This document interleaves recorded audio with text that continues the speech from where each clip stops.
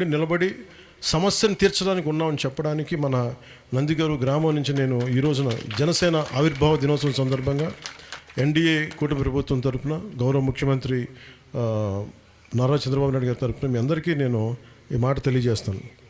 అలాగే మీరందరూ నేను మీ చేత జేజేలు ఎప్పుడు కొట్టించుకుంటానంటే మీరు వచ్చే ఎన్నికల్లో మమ్మల్ని దిగ్విజయంగా గెలిపించండి. ఈసారి పాడేరు వాళ్ళకి ఇచ్చారు, అరకు వాళ్ళకి ఇచ్చారు.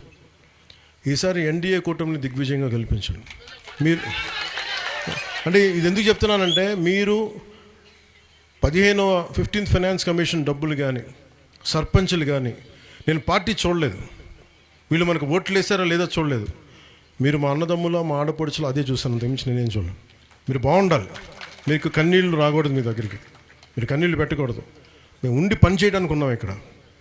ఎందుకంటే ఇలాంటి ఏరియాస్లోకి రావాలి అంటే మీకు తెలుసు కదా, మావోయిస్టులు ప్రాబల్యం ఉన్న ప్రాంతాలు, ఇక్కడ రావడానికి నాయకులు రారు, భయపడతారు. నాకు ఎందుకు భయం లేదంటే నేను ప్రజల కోసం పనిచేసేవాడిని. నేను ఆ బెదిరింపు నిజంగా నాకు అలాంటి ఆలోచన కూడా నాకు ఉండదు. కాకపోతే ఒకసారి నా ఒక్కడితే కాదు కదా సెక్యూరిటీ, ఒకసారి అధికారులు కూడా వెళ్ళాలి, పోలీస్ కానిస్టేబుల్స్ వెళ్ళాలి, కమాండోస్ వాళ్ళని దృష్టిలో పెట్టుకొని సహజంగా ఏజెన్సీ ప్రాంతంలో మధ్యాహ్నం తర్వాత మీటింగులు ముగించేస్తాం. మీరు అనుకోవచ్చు ఎందుకు సాయంత్రం దాకా ఉండడం, 2 దాకా 3 తర్వాత వెళ్ళిపోతారు. ఎందుకంటే ఇది సెక్యూరిటీ ప్రోటోకాల్. ఎందుకంటే గతంలో